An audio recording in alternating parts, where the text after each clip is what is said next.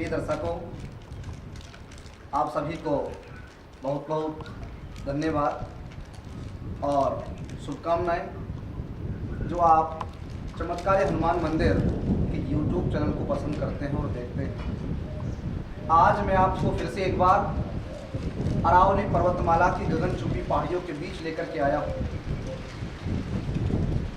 महाराज श्री सेवक रामदास जी त्यागी के इस मंदिर पर, जो कि रामदेव जी महाराज का एक स्थान है, आश्रम है। वही रामदेव जी महाराज जिन्हें रामसा पीर और पीरों के पीर के नाम से दुनिया में जाना जाता है। गायों की रक्षार्थ, समाज कल्याण के लिए जिन्होंने अपना पूरा जीवन लगा दिया, वही रामदेव जी, जो कि उड़ू कश्मीर बाड़मेर में जन्मे थे। अजमल जी तंवर उनकी माँ का नाम था, पिता का नाम अजमल जी तंवर था और माँ का नाम था मैना देवी।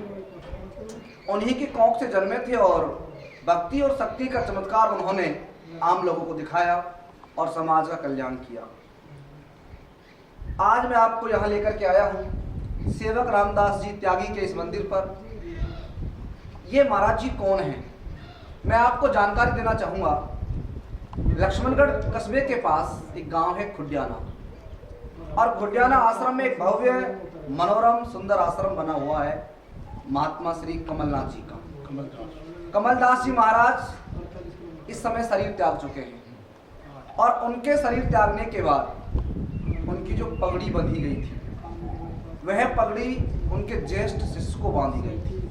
और वो ज्येष्ठ शिष्य थे कौन? सेवक रामदास जी त्यागी जी महाराज, जो आप उन्हें देख पा रहे हो। वो सशरीर हमारे सामने मौजूद हैं और इस आश्रम की शोभा बढ़ा रहे हैं। इस आश्रम की स्थापना जो उन्होंने की थी वो 2010 में की थी। यह आश्रम मालाखेड़ा से राजगढ़ जाने वाले रोड पर, जो हाईवे महुआ की ओर जाता है, उससे कट होता है दुबई की ओर, और दुबई में से होकर निकल करके अनावड़ा एक गांव पड़ता है छोटा सा। उस अनावड़ा गांव से आगे जब पहाड़ की ओर चलते हैं तो बस पहाड़ की तलहटी में यह आश्रम बना हुआ है। यह आश्रम पीरों के पीर रामदेव जी महाराज की यहाँ मूर्ति स्थापित है, जिन्हें हिंदू मुस्लिम सभी धर्मावलंबी लोग बड़ी श्रद्धा के साथ पूजते हैं। बड़ी आस्था है लोगों की उनके विचारों में, उनके सिद्धांतों में। ये आप देख पा रहे हो, ये रामदेव जी महाराज का मंदिर है, छोटा सा मंदिर है। मूर्ति उसमें लगी हुई है। चेहरे से भाव, गंभीरता और भक्ति और शक्ति साफ दिखाई दे रही है। उनके आसपास उनके शिष्यों की मूर्तियां भी यहाँ लगाई गई हैं। इधर आप और आगे बढ़ेंगे तो हनुमान जी की मूर्ति है, चोला उनको चढ़ाया गया है। रोज आरती पूजा यहाँ की जाती है महंत सेवक रामदास जी त्यागी के द्वारा। ये आप देख रहे हो, ये भगवान भोले शंकर का शिवालय बना हुआ है। पूरा परिवार उनका यहाँ स्थापित है। और इधर पीछे आप देखोगे, ये चूरसिद्ध बाबा की यहाँ मूर्ति लगाई गई है। चूरसिद्ध बाबा अलवर जिले में एक लोक देवता के रूप में पूजे जाते हैं। यहाँ उनकी बड़ी महती कृपा लोगों पर बरसती है। अलवर जिले में इनका एक लक्खी मेला भी भरता है और उनके यहाँ पदचिन्ह पूजे जा रहे हैं। उनके पदचिन्हों का यहाँ एक मंदिर बना हुआ है।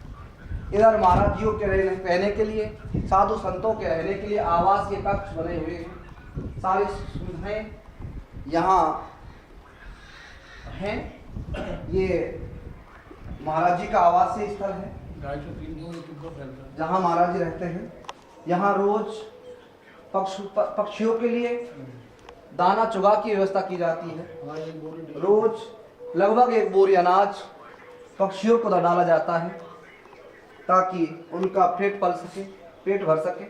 ये आप देख रहे हो, ऊंचे ऊंचे पहाड़ हैं, गगनचुंबी पहाड़ अरावली पर्वतमाला के। इधर एक बरगद का पेड़ लगा हुआ है, उधर पानी की टंकी बनी हुई है। पूरी तलहटी, उधर पहाड़ हैं, इधर पहाड़ हैं और बीच में कुछ खेत दिखाई दे रहे हैं। आश्रम बेशक नया है, लेकिन यहाँ पेड़ पौधे, लोगों की आवभगत, टंकी से पानी आ रहा है 2 वह किलोमीटर। देखते ही बनती है। पानी यहाँ का बिल्कुल मीठा अमृत जैसा है। और इधर आप देख पा रहे हो पेड़ पौधे, अभी पतझड़ का मौसम है इसलिए पेड़ों ने अपने पार झाड़े हुए हैं। जैसे ही बरसात के दिन आएंगे यहाँ एकदम हरियाली छा जाएगी, मनोरम दृश्य होगा, सुहावना मौसम। पीछे टंकी से 2 किलोमीटर पानी जा रहा है। और यहाँ पीछे टंकी बनाई गई है, इसी टंकी से पहाड़ में ऊपर 2 किलोमीटर ऊंचाई पर चूड़ बाबा के मंदिर में पानी पहुंचता है। वहाँ महाराज जी का मुख्य धुना है। और बता देना चाहता हूँ, महाराज जी सेवक रामदास जी महाराज ने सर्वप्रथम जो अपनी तपस्या शुरू की थी वो उसी चूड़सिद्ध आश्रम से की थी, जो कि पहाड़ पर 2 किलोमीटर की ऊंचाई पर बना हुआ है। नीचे से पानी वहां तक जाता है। शुरुआत वहीं उन्होंने की थी। उसके बाद गांव वाले लोग इन्हें यहाँ लेकर के आए और यहाँ उन्होंने भव्य आलीशान मंदिर की स्थापना की है। यहाँ महाराज श्री रोज पूजा अर्चना करते हैं, तपस्या में लग रहते हैं और लोगों के कल्याण के लिए वो यहाँ धुना देवी तपते हैं। इस तरह से आज हम इस भव्य मंदिर की झलकियाँ, दृश्य मनोरम आपको दिखा रहे हैं। कहते हैं आम आदमी जीता है अपने परिवार के लिए और अपने स्वार्थ के लिए, लेकिन संत महात्मा ही तो होते हैं जो जीते हैं संसार के कल्याण के लिए। संसार में जो कष्ट और दुख आम आदमी नहीं हर सकता, वो बड़े बड़े कष्ट भी साधु संतों की कृपा मात्र से सुलभ हो जाते हैं, दूर हो जाते हैं। कहते हैं दरबार में सच्चे सतगुरु के दुख दर्द मिटाए जाते हैं और दुनिया के सताए लोग यहाँ सीने से लगाए जाते हैं। दुनिया के सताए लोग यहाँ सीने से लगाए जाते हैं।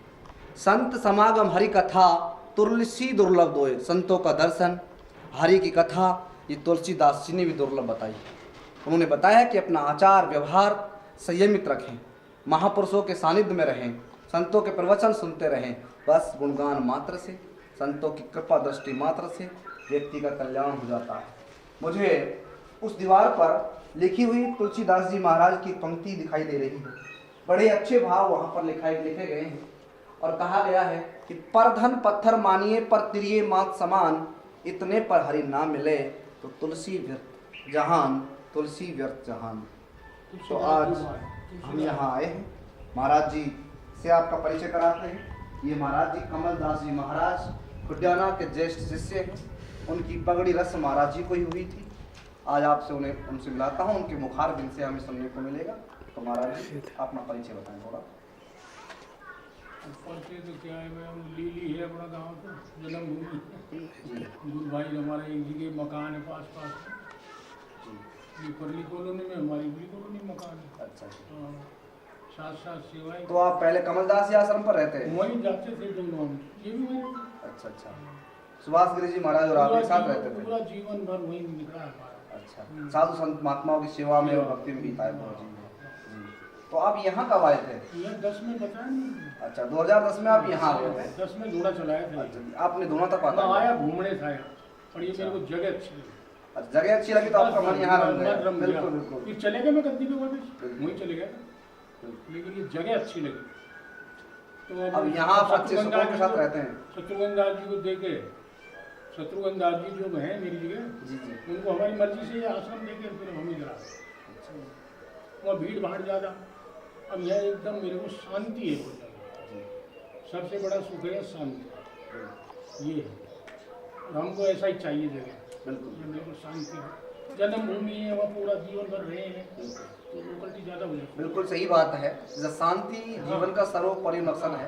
कहते हैं कोई तन दुखी, कोई धन दुखी, तो कोई तन से रहा उदास, थोड़े थोड़े सभी दुखी, बस सुखी राम के दास।